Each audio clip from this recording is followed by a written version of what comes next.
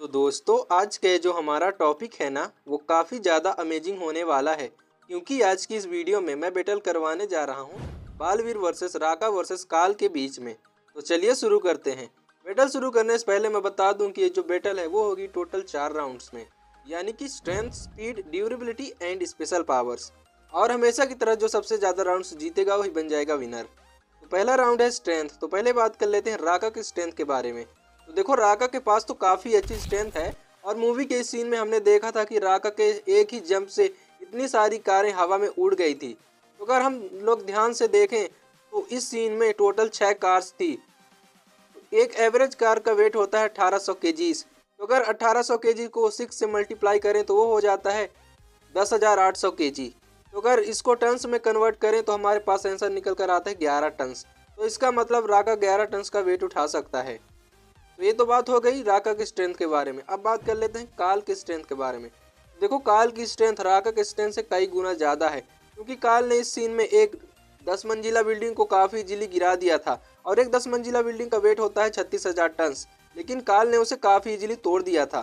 तो इससे पता चलता है कि काल की स्ट्रेंथ कितनी ज़्यादा है। तो ये तो बात हो गई राका एंड काल की स्ट्रेंथ के बारे में। अब बात कर लेते हैं बालवीर की स्ट्रेंथ के बारे में। तो देखो बालवीर की स्ट्रेंथ राका एंड काल की स्ट्रेंथ से कई गुना ज़्यादा है क्योंकि बालवीर ने अपने शो में एक उल्का पिंड को रोका था जिसका वेट अर्थ के जितना ही था, लेकिन बालवीर ने उसे रोक दिया था एंड फेंक भी दिया था। तो इससे क्लियरली पता चल जाता है कि बालवीर की स्ट्रेंथ कितनी ज़्यादा है एज कम्पेयर टू राका एंड काल। तो क्लियरली स्ट्रेंथ वाला राउंड जाता है बालवीर के नाम।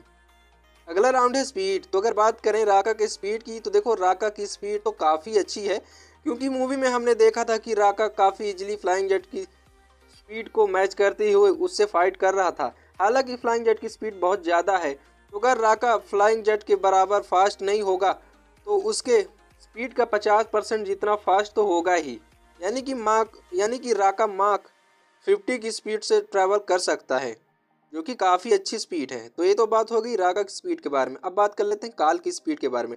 देखो काल के पास भी काफ़ी अच्छी स्पीड है क्योंकि काल क्रिस 3 मूवी में जब फ्लाई करता है तब वो अपने पीछे एक शॉक वेव छोड़ता है, जिसका मतलब उसकी स्पीड मार्क 1 से लेकर मार्क 3 तक होगी, जो कि काफ़ी अच्छी स्पीड है। तो ये तो बात हो गई राका एंड काल की स्पीड के बारे में। अब बात कर लेते हैं बालवीर की स्पीड के बारे में। तो देखो स्ट्रेंथ की तरह ही बालवीर की स्पीड भी राका एंड काल से कई गुना ज़्यादा है क्योंकि बालवीर स्पीड ऑफ लाइट के थ्रू ट्रैवल कर सकता है, जो कि राका एंड काल कभी नहीं कर सकते। तो क्लियरली स्पीड वाला राउंड भी जाता है बालवीर के नाम।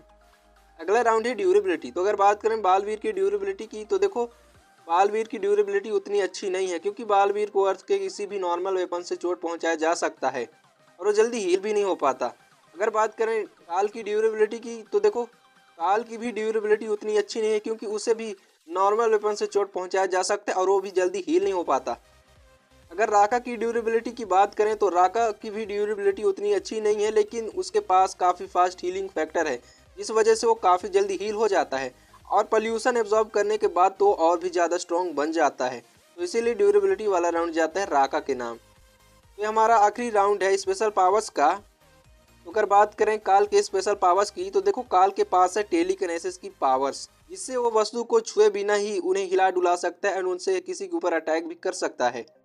राका की स्पेशल पावर्स की बात करें तो राका के पास काल से ज़्यादा स्पेशल पावर्स क्योंकि राका के पास टेलीकिनेसिस, स्मोक ब्लास्ट एंड वो जब दहाड़ता है तो फायर भी जनरेट होता है। तो इससे पता चलता है कि राका के पास काल से ज़्यादा स्पेशल पावर्स है। अगर बालवीर के स्पेशल पावर्स की बात करें तो देखो वो बहुत ज़्यादा है राका एंड काल से, क्योंकि जो जो पावर्स राका एंड काल के पास है वो सभी बालवीर के पास भी है, लेकिन उनके अलावा भी बालवीर के पास काफ़ी सारी मैजिकल पावर्स है और मैजिक से काल एंड राका की दूर दूर तक कोई संबंध नहीं है। तो ऑब्वियसली बालवीर की स्पेशल पावर्स ज़्यादा है राका एंड काल से, तो इसीलिए बिना किसी शक के स्पेशल पावर्स वाला राउंड जाएगा बालवीर के नाम। तो लास्ट और फाइनल राउंड जाता है बालवीर के नाम।